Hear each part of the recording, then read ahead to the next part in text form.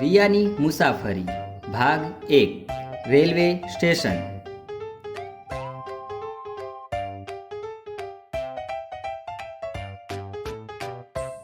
પ્રસ્તાવના.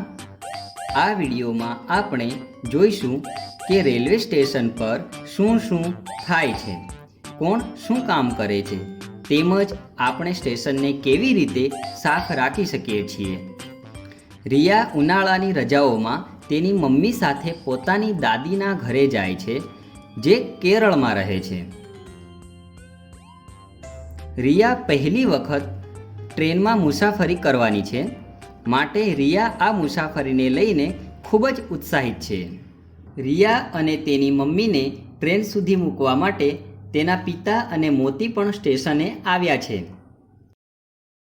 હા, અહીંયા તો કેટલા બધા માણસો છે ને મોતી?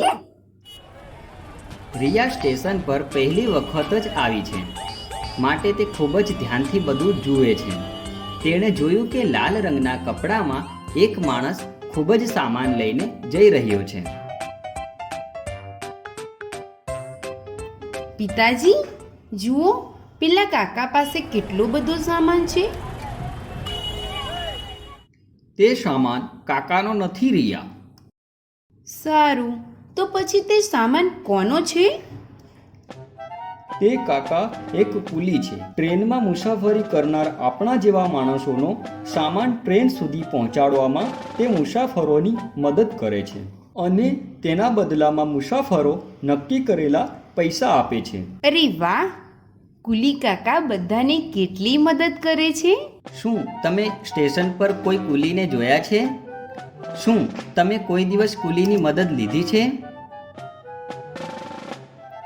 અહીંયા આવો, આપણે મળીએ એવા માણસોને જે સ્ટેશન પર કામ કરે છે.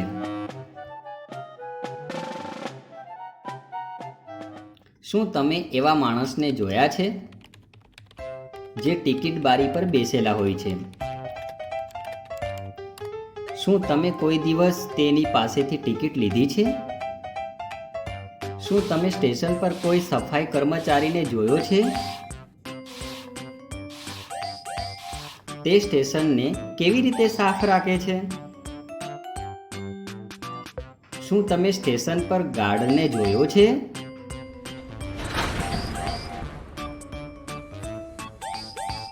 તેમનું કામ શું છે? સ્ટેશન પર પહોંચીને રિયાના પિતાજી ટિકિટ બારી પરથી એક ટિકિટ લઈને આવે છે. પિતાજી, આ ટિકિટ કોના માટે છે? શું તમે પણ અમારી સાથે આવો છો? નહીં રિયા, જે લોકો મુસાફરી નથી કરી રહ્યા તે માણસોને પણ સ્ટેશન પર જવા માટે ટિકિટની જરૂર પડે છે. આને પ્લેટફોર્મ ટિકિટ કહેવામાં આવે છે. શું તમને ખબર છે પ્લેટફોર્મ ટિકિટ શું છે? શું તમે કોઈ દિવસ પ્લેટફોર્મ ટિકિટ ખરીદી છે? આટલા બધા માણસો અને ટ્રેનોને જોઈને રિયા તેના પિતાજીને સ્ટેશન વિશે પ્રશ્નો કરવા લાગી. પિતાજી, અહીંયા તો ઘણા બધા ટ્રેનના પાટા છે. અમારે કઈ ટ્રેનમાં જવાનું છે તે કેવી રીતે ખ્યાલ આવશે? શું તમને ખબર છે તમે તમારી ટ્રેન આવવાની જગ્યાને કેવી રીતે શોધી શકશો? ત્યાં જો રિયા, પ્લેટફોર્મ બોર્ડ, તેના પર લખેલું છે કઈ ટ્રેન ક્યાં અને કેટલા સમયે આવશે.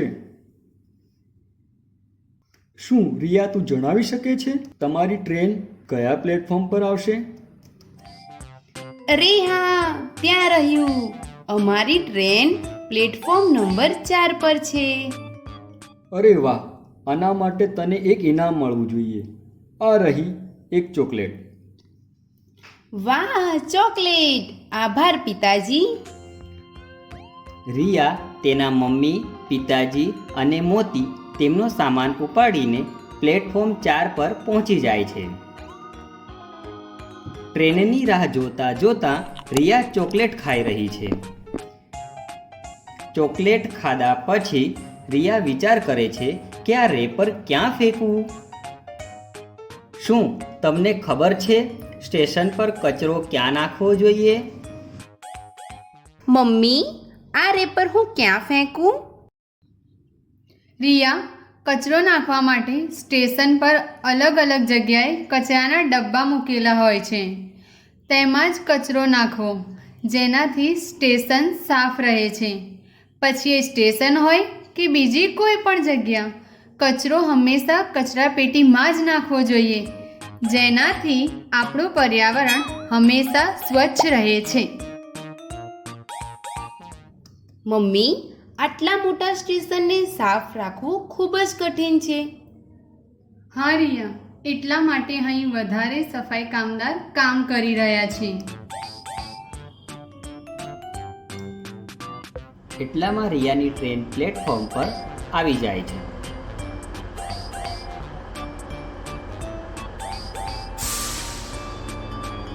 જ્યારે તમે લાંબી ટ્રેનને જતા જુઓ છો ત્યારે તમને કેવું લાગે છે?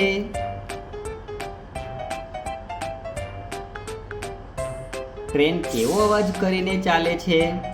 અરે ત્યાં જો રિયા, તમારી ટ્રેન તો આવી પણ ગઈ. હવે વિદાય લેવાનો સમય હતો. ટ્રેનમાં ચડતા પહેલા રિયા મોતીનો ઉદાસ ચહેરો જુએ છે.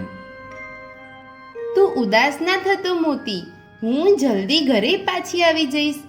એટલો સમય તું પિતાજી સાથે રમજે. એટલામાં ટ્રેન ઉપડવાની ઘોષણા થાય છે. May I have your attention, please? 52,962. Bye bye papa, bye bye મોતી. રિયાના પિતાજી અને મોતી બહારથી બાય બાય કહે છે.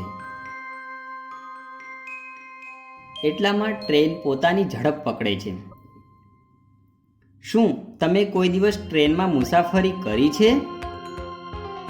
ટ્રેનમાં મુસાફરી કરવી તમને કેવી લાગે છે?